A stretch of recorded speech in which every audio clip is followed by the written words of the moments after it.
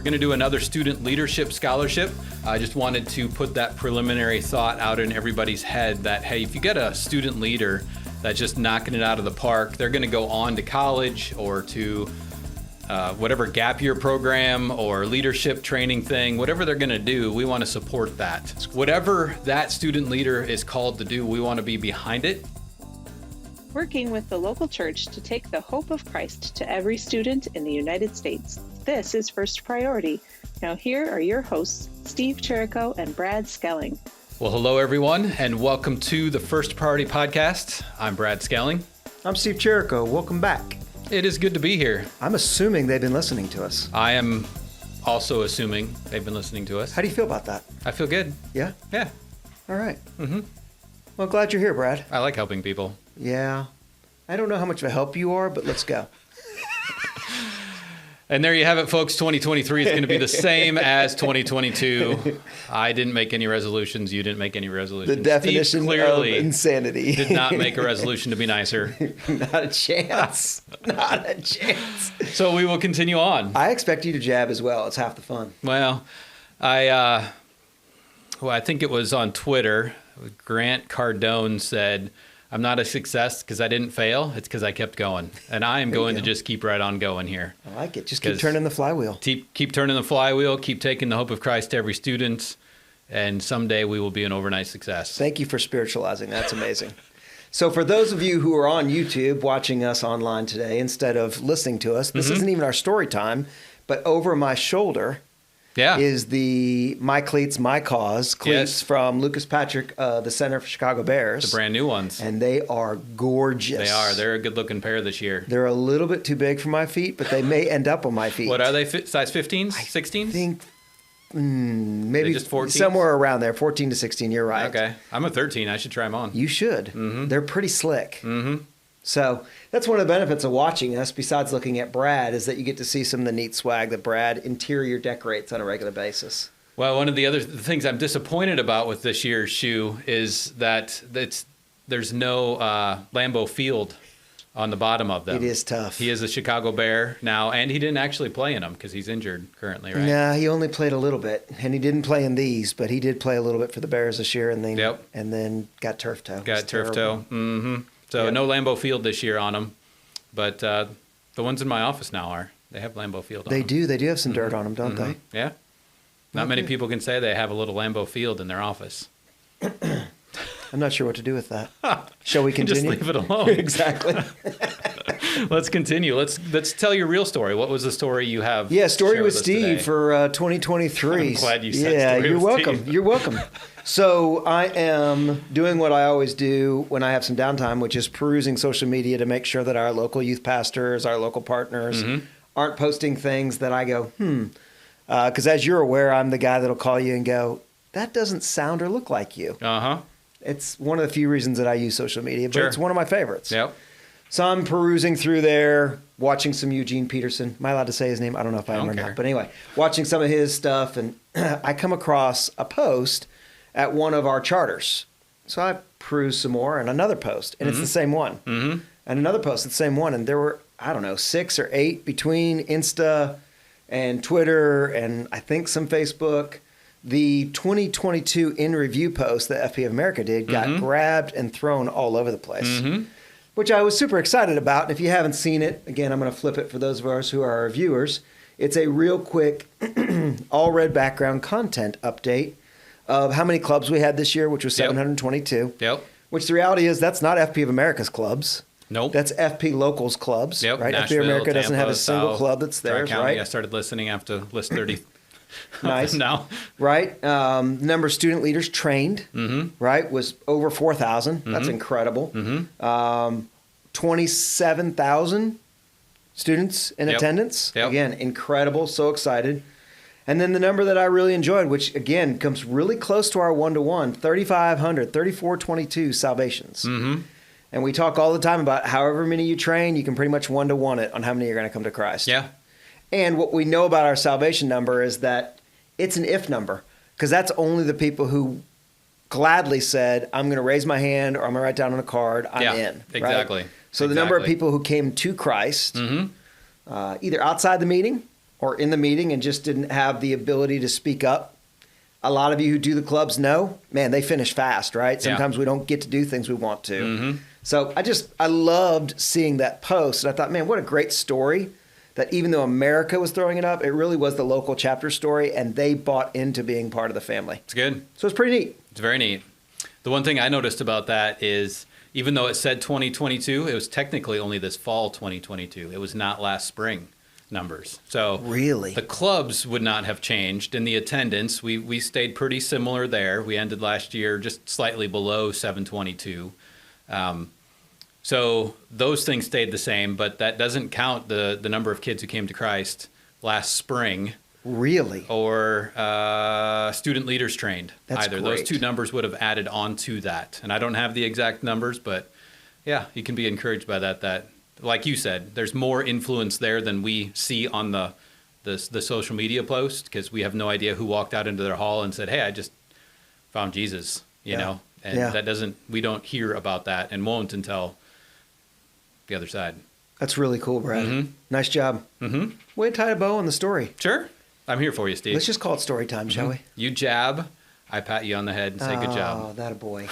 That's right. Attaboy. Everyone thinks Attaboy, Steve. Everyone Good thinks story. you're so. The story with Steve is amazing. Brad, you're so great. Hey, if I learned nothing from the public school, it's be nice. And safety, right? Anyway, keep going. Well, our announcements. We're going to add some announcements back in, really, because we did these last spring. Yeah. And like any good New Year's resolution, they kind of fell off by May. But we're going to pick some announcements back up again, and we're going to announce a student scholarship.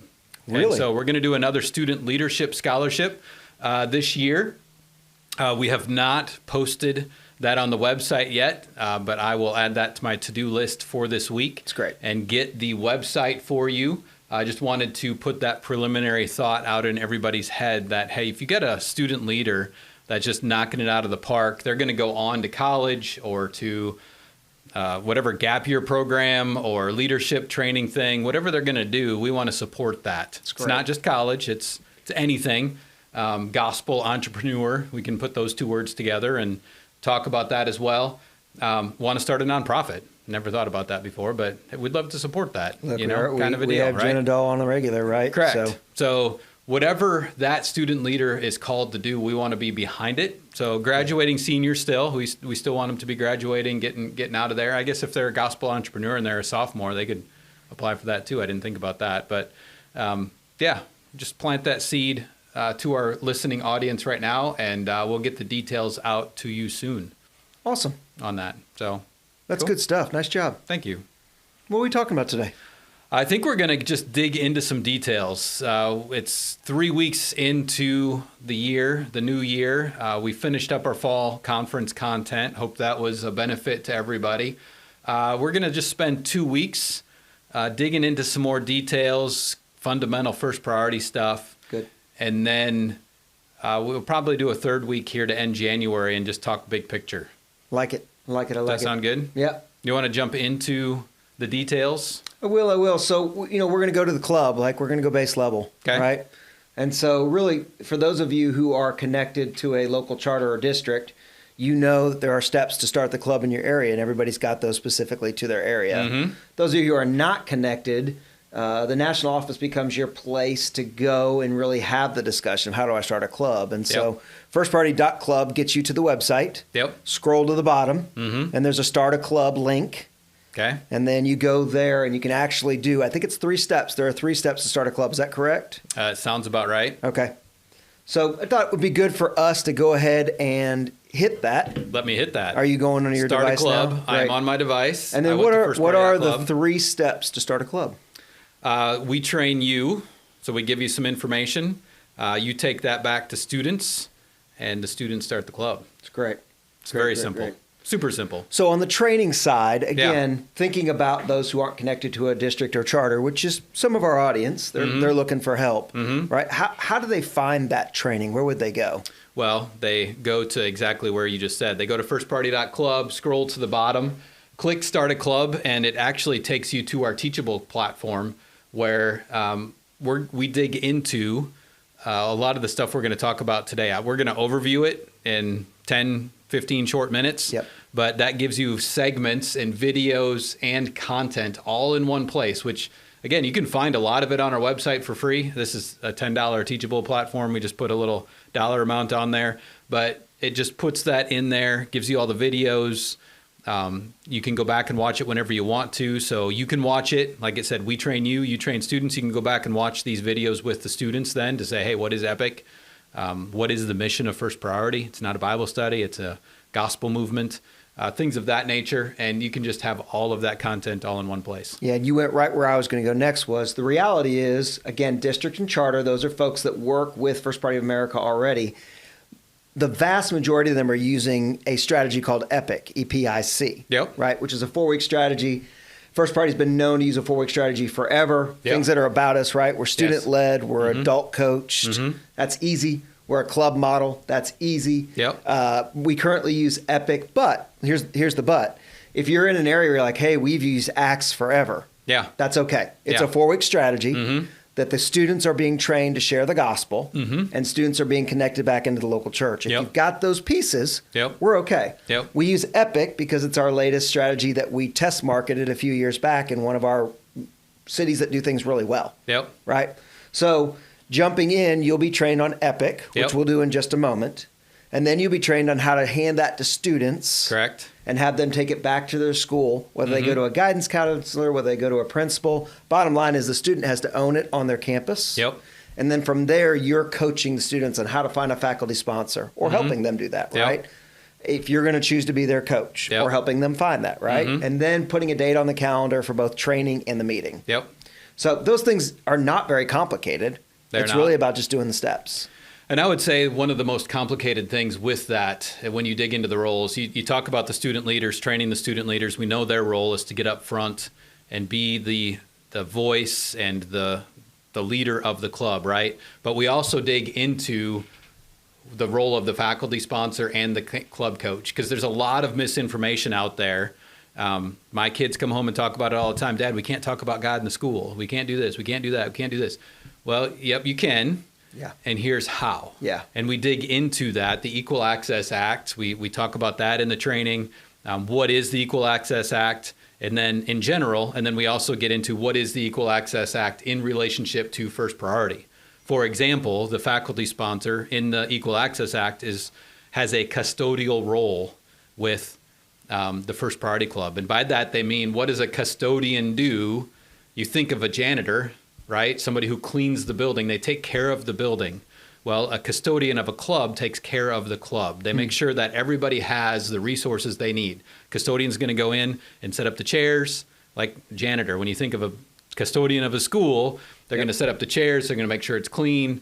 Everything has happened. They have what they need. Mostly when it refers to the physical products of the building, right? Same thing with the club, with the teacher sponsor. You make sure that the leadership, you're not custodying the building, you're custodying the student leaders, right? You're helping the people, not the physical structure. It's good. So there's a subtle difference there to make sure that the people who are leading the club, the student leaders, have what they need. They are ready. You are helping equip them as well to be ready to lead their club. And so a lot of times the teachers say, well, I just can't do anything. I can't talk about God, blah, blah, blah, blah, this, that, and the other thing. And some of that is true. We've even branded our logo around that. We have a logo that says FP Campus Clubs because the Church Campus Christ, a teacher can't always set Stamp or that. shouldn't Yep. set the Yep. Christ mug on their desk and endorse established religion in the school. I'll Yep. use the Yep, that's good. the legal language. But we dig into that. And I've gotten into the weeds because that's a little bit of a soapbox of mine. But yeah. No, and that's great. So we go through training. Yep. We establish the things you just talked about, right? Yep. We're going to get the club going, put a date on the calendar. We have Yep. our first meeting, Yep. which leads us to the 4 weeks of the club. Yes. So let's go ahead and jump into that a little bit. Yeah. One of the things you'll notice in the Equip, if you look at on the app, which PS, by the way, the First Priority app is available along with firstpriority.club. Yep. So lots of options there. Type in First Priority of America in your app store, and Exactly. you will find the correct app. There's Yep. a few of them floating around out there. There are at First Party of America, and it will also then very quickly show you where the EPIC strategy is. Yes. And by month. Yep. But if you open that up, Each of the 4 weeks does have a moment of gospel in it. Yeah. Because that's who we are. Yeah. I think you said so well. We're not a Bible study. We love the Bible. The Bible's throughout it, right? It's not the point of the Word of God. It's that the gospel makes us unified. Yep. We can be unified around that. Yep. So there's a gospel point in all 4 weeks that student leaders share. Yep. Equip Week is a week where the students are equipping one another to share the gospel to their peers, right? It's a moment where they get to go and dig into the scriptures and say, this is what God says about you. This is what God says about your story. Yeah. And so that's Equip Week. Anything you want to add to Equip Week? No, it's good. Yeah. So Equip Week is week 1. It rolls into week 2, which we call Prepare Week. Yep. I also, when I do training, call it Prayer Week. Okay. Right? It could be both. But talk about Prepare Week for a minute. Well, you're preparing a couple things. You're preparing yourself to lead, right? You're preparing your story. You're preparing, again, you've been equipped to share the gospel. We talk about the gospel, but you're preparing yourself to share the gospel. And like you said, we're praying that week as well in anticipation of Invite Week, which is the following week. Yeah, and Prepare Week is a setup. You're exactly right. It's taking what you learned the week before and setting up for I Week. I Week is Invite Week. Yep. And we've talked about Invite Week before on the podcast, vidcast, and just the reality that I Week is that big moment. It's the moment where we are encouraging students to pray for those they have a burden for and then to bring them. Yep. Right? Hey, come with me. Yep. And bringing students to the feet of Jesus.